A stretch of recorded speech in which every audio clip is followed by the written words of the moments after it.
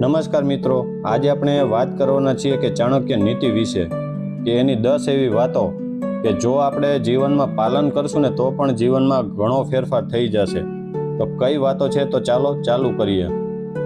આ દુનિયામાં સફળ થવું દરેક વ્યક્તિ ઈચ્છે છે, પરંતુ સફળતા દરેકને મળતી નથી. તેનું કારણ નસીબ નથી, પરંતુ વિચારો અને નિર્ણયો છે. આજે આપણે જાણીશું એવી 10 ચાણક્ય નીતિઓ જે હજારો વર્ષ પહેલાં કહેવામાં આવી હતી, છતાં આજે પણ એટલી જ સાચી છે. જો તમે આ વાતોને જીવનમાં ઉતારશો તો તમારી વિચારની રીત અને જીવન બંને બદલાઈ શકે છે. તો ચાલો શરૂ કરીએ. નીતિ નંબર 1, કે તમારી યોજનાઓ બધાને ક્યારેય ન કહો. ચાણક્ય કહે છે કે બુદ્ધિશાળી વ્યક્તિ પોતાનો દરેક વિચાર કે યોજના લોકો સામે જાહેર કરતો નથી, કારણ કે દરેક વ્યક્તિ તમારા હિતેચ્છુ નથી. ઘણા લોકો તમારી સફળતા પહેલાં જ તમને અટકાવવાનો પ્રયાસ કરે છે, કે એમાં શીખ શું મળે કે કામ પૂર્ણ થયા પછી દુનિયાને બતાવો, પહેલાં નહીં.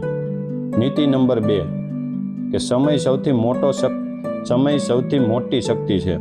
જે વ્યક્તિ સમયની કદર કરે છે, સમય પણ તેની કદર કરે છે. ગુમાવેલો પૈસો પાછો મળી શકે, પરંતુ ગુમાવેલો સમય ક્યારેય પાછો આવતો નથી.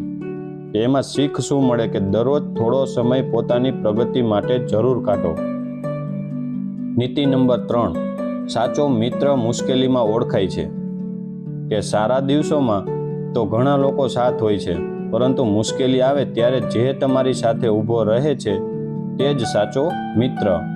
કે શીખ કે મિત્રોની સંખ્યા નહીં, ગુણવત્તા મહત્વની છે. નીતિ નંબર 4, ગુસ્સા પર કાબૂ રાખો. ગુસ્સો આપણા શત્રુઓ પર નહીં, પરંતુ આપણને જ નુકસાન કરે છે. ગુસ્સામાં લેવાયેલો નિર્ણય મોટે ભાગે ખોટા સાબિત થાય છે. કે એમાં શીખ શું મળે છે કે ગુસ્સો આવે ત્યારે શાંત રાખો અને પછી નિર્ણય લો. નીતિ નંબર 5, શિક્ષણ સૌથી મોટું ધન છે. ધન અને સંપત્તિ ચોરી થઈ શકે છે, પરંતુ શિક્ષણ કોઈ છીનવી શકતું નથી. શિક્ષણથી વ્યક્તિ દરેક મુશ્કેલીનો સામનો કરી શકે છે. એમાં શીખ શું મળે છે કે રોજ કંઈક નવું શીખતા રહો. નીતિ નંબર 6, પોતાની કમજોરી કોઈને ન બતાવો. ચાણક્ય કહે છે કે પોતાની કમજોરીઓ દુનિયાને બતાવવી નહીં. લોકો તેનો ફાયદો ઉઠાવી તમારા સામે તેનો ઉપયોગ કરશે. તેમાં શીખ શું મળે છે કે પોતાની નબળાઈ પર કામ કરો, પણ તે જાહેર ન કરો. નીતિ નંબર 7, સંસાધનોનો ઉપયોગ કરો.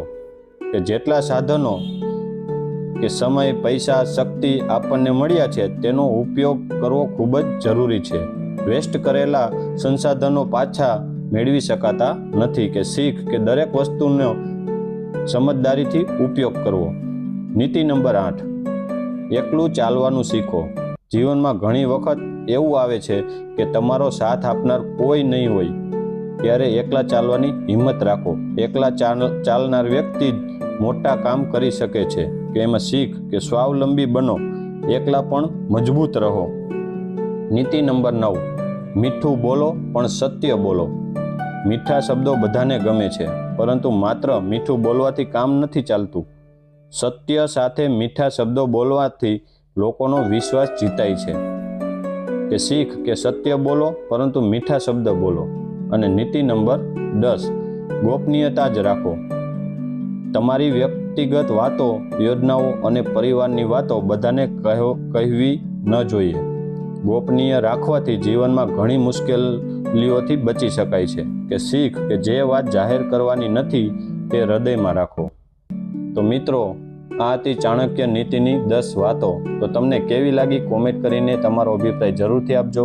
અને જો તમને અમારી આ સ્ટોરી ગમે તો લાઈક અને શેર કરવાનું ભૂલતા નહીં. અને અમારી ચેનલમાં નવા છો તો અમારી ચેનલને સબસ્ક્રાઈબ કરી દેજો, બેલ આઇકન દબાવી દેજો, જેથી કરીને અમે અવનવી સ્ટોરી અપલોડ કરી તો તેની લિંક તમને મળતી રહે. તો ચાલો આજે અહીં રજા લઈએ. જય શ્રી કૃષ્ણ.